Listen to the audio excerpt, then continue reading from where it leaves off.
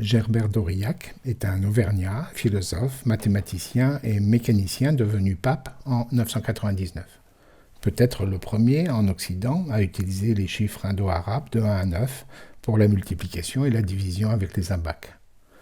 Pour multiplier 76 par 365, posons 76 sur la première ligne et 365 sur la dernière, en numérotation positionnelle avec de droite à gauche les unités, les dizaines, les milliers, etc.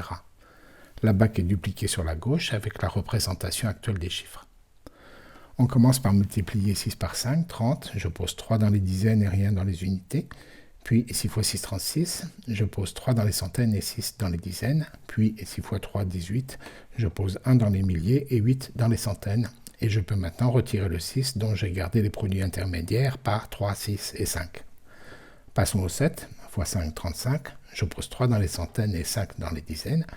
Puis 7 x 6, 42, je pose 4 dans les milliers et 2 dans les centaines.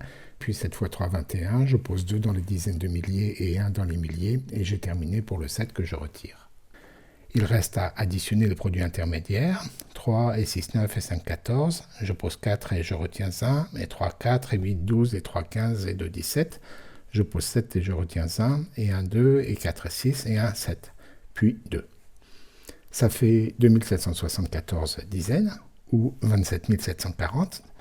Dans cette version, le 0, qui est déjà connu en dehors du monde chrétien, n'est pas utilisé.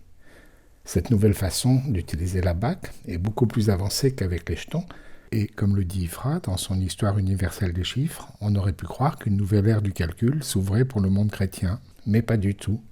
Certains calculateurs s'opposèrent à la diffusion des chiffres indo-arabes, les chiffres du diable, et en 1648, l'autorité pontificale jugea même nécessaire d'ouvrir la tombe de Gerbert pour vérifier qu'il n'était pas habité par le diable.